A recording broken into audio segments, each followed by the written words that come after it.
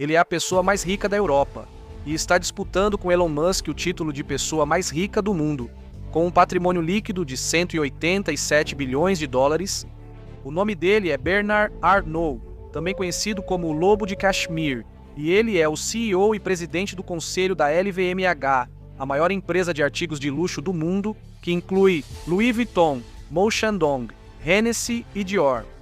A ascensão de Arnault ao poder é uma história de ambição, implacabilidade e visão, que levou a LVMH de vendas anuais de 2 bilhões de dólares em 1987 para 50 bilhões atualmente. O pai de Arnault liderava um negócio de construção de sucesso, mas Bernard preferia as aquisições hostis e a construção de impérios ao estilo americano, ao invés de construir condomínios. Após virar CEO, Bernard mudou a empresa da construção civil para o setor imobiliário e passou a faturar 15 milhões anuais, mas ele ainda não acreditava que o setor tinha potencial suficiente. E foi então que ele ouviu as notícias sobre Christian Dior. Veja, Dior era um ícone internacional, a maison francesa mais conhecida. Mas sua empresa-mãe, Bussac, estava com problemas financeiros desde 1960, quando demitiram seu diretor artístico, Yves Laurent. Sim, aquele Yves Saint Laurent. Em 1978, a Bussac vai à falência e é assumida pelo governo francês, que está desesperadamente procurando um comprador para esse negócio que está perdendo dinheiro rapidamente. É aí que entra Bernard Arnault. Ele vê a oportunidade de voltar para a França vindo dos Estados Unidos, onde morava na época, e comprar a Bussac para ressuscitar a Dior. Mas ele não tinha os 60 milhões de dólares exigidos pelo governo francês. Ele usou seus contatos na Lazard Frères, equivalente francesa do Goldman Sachs ou JP Morgan, para obter 45 milhões de dólares em investimentos externos e cobriu os 15 milhões restantes com dinheiro da família Arnault. Esse foi um momento crítico. Ninguém queria comprar a Bussac, dona da Dior, porque a empresa estava uma bagunça. Arnault tinha apostado tudo nessa empreitada. Por que Dior e produtos de luxo? Arnault diz que comprou a empresa porque sua mãe adorava os produtos Dior. Mas eu acho que a verdade aparece mesmo em uma entrevista ao New York Times que Arnault deu em 2011, onde ele disse: "Minha relação com produtos de luxo é realmente muito racional. É a única área em que é possível obter margens de lucro do mercado de luxo. Uma bolsa é apenas uma bolsa até você colocar um logo da Dior ou da Louis Vuitton nela. Então o valor pode disparar em 10, 50, 100 vezes." E Arnault sabia que cada vez mais pessoas ao redor do mundo podiam comprar artigos de luxo à medida que o PIB global aumentava. O que estava em jogo era a chance de entrar no mercado de luxo. Então, assim que Arnault comprou a Bussac, ele foi absolutamente implacável. Como os saqueadores corporativos americanos que Arnault admirava, ele enxugou a empresa até o osso. Ele demitiu 9 mil dos 20 mil trabalhadores têxteis da Bussac. Ele virou um dos homens mais odiados da França, e a imprensa francesa passou a chamá-lo de O Exterminador. Mas depois de cortar despesas, a Bussac passou a lucrar quase 100 milhões de dólares por ano. Arnault imprimia dinheiro com empresas falidas adquiridas por apenas 60 milhões de dólares. Mas lembre-se, ele queria lucros do setor de luxo e não queria administrar negócios de baixa margem da Bussac. Arnault só se importava com a Dior. Agora que as empresas eram lucrativas, ele passou a vendê-las uma a uma por mais de 500 milhões de dólares.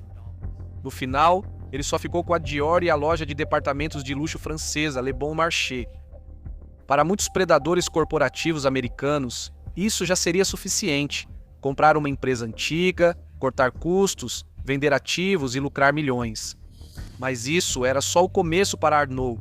Ele estava no processo de transformar a Dior em uma potência global. Mas e se ele pudesse sistematizar esse processo? Sua estratégia para o futuro ficou clara: identificar marcas de luxo mal geridas e em dificuldade, como a Dior, mas com grande potencial. Comprá-las por um preço baixo e usar a alavancagem para adquirir outros negócios de luxo. Essa estratégia foi como Arnault construiu sua riqueza. O que consolidou a reputação de Arnault como negociador implacável foi sua estratégia de adquirir essas empresas por meio de aquisição hostil. Isso ocorre quando uma empresa é comprada contra a vontade da administração e do conselho, por um grupo externo que adquire o controle das ações sem que a administração consiga impedir.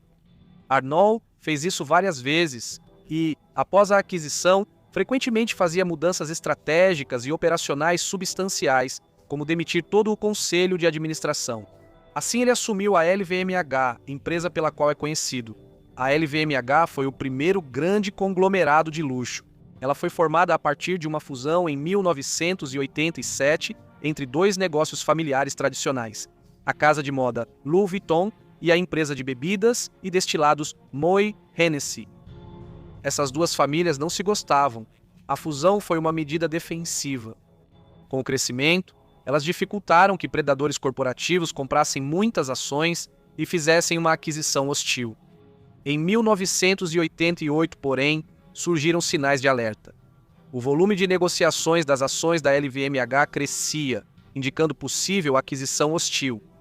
Então, Elaine Chevalier, o gerente-geral da Moët Hennessy, tentou fortalecer sua base de investidores. Ele foi até a gigante de bebidas Guinness e perguntou ao seu líder, Anthony Tennant: "Ei, o que você acha de comprar 20% das nossas ações da LVMH que estão no mercado?" Isso dificultaria muito uma aquisição hostil, mas também significaria que a Guinness se tornaria um grande parceiro. Quando Henri Recamier, o presidente da Louis Vuitton, descobriu, ele ficou furioso. Ele acreditava que a Guinness mudaria o equilíbrio de poder no setor de bebidas e tiraria o foco dos artigos de couro da Louis Vuitton. Então, Recamier saiu em busca de seu próprio aliado, alguém que entendesse do ramo de artigos de luxo. E ele encontrou Bernard Arnault, o dono da Christian Dior. Para Recamier, parecia uma ótima estratégia. O jovem Arnault compraria 25% da LVMH e mudaria o equilíbrio de poder a favor dos artigos de luxo. Mas Recamier não percebeu que estava deixando um lobo entrar no galinheiro da LVMH. O jovem Arnault compraria uma pequena participação na LVMH, 8%, 9%, talvez 11%, e mudaria o equilíbrio de poder a favor dos artigos de luxo. Após receber a proposta de Recamier, Arnault procura seus antigos amigos banqueiros do Lazard Frères, também ligados à Moët Hennessy. Isso leva a uma reunião secreta tarde da noite com Lazard, Moët Hennessy e Guinness, onde Arnault decide mudar de lado. Ele se une à Guinness para criar uma joint venture chamada Jacques Robert, onde ele tem uma posição controladora de 60%, e eles compram uma participação de 27% na LVMH. Essa atitude choca Recamier, que estava planejando fazer de Arnault seu protegido. Ele tenta reagir comprando mais ações da LVMH que estão no mercado, tentando desesperadamente chegar a uma participação de 33% para bloquear o poder de decisão. Mas Arnault e Guinness têm mais poder financeiro. Eles rapidamente aumentam sua participação para 37,5%, mas com menos de 33% dos direitos de voto. Então, eles quase assumiram o controle da LVMH e estão prestes a colocar Arnault no comando. Nesse ponto, até Chevalier, o chefe da Moët Hennessy, está pensando: o que diabos está acontecendo? Ele nunca quis chegar ao ponto de receber ordens de Arnault. Chevalier e Recamier acabam se unindo e, unidos por um inimigo em comum, fazem uma proposta para Arnault. Vamos dividir a LVMH e voltar a ser duas empresas separadas, Moët Hennessy e Louis Vuitton.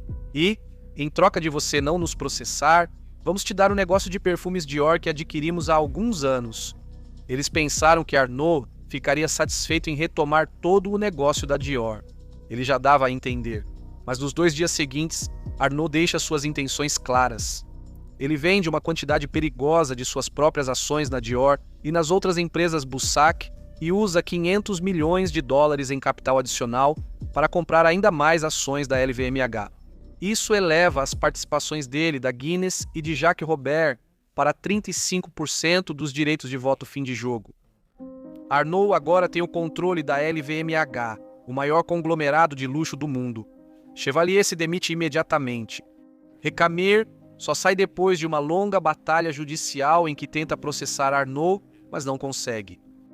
Após anos de luta, ele deixa a empresa sem nunca mais dirigir uma palavra a Arnault. Essa é a história de origem. Ele havia perdido para o lobo na Caxemira. Naquela época, a LVMH tinha apenas 7 casas, mas ao longo das décadas seguintes, Arnault a expandiu para 75 marcas de luxo.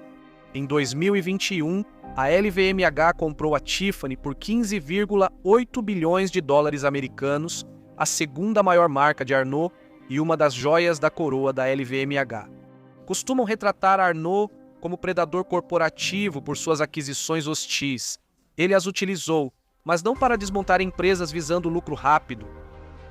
Assim como Warren Buffett, Arnault sempre esteve focado no valor de longo prazo e em se posicionar para o futuro.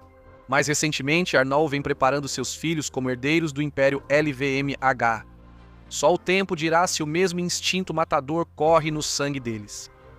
Para saber mais sobre outro empresário excepcional, confira nosso vídeo anterior sobre David Ogilvy.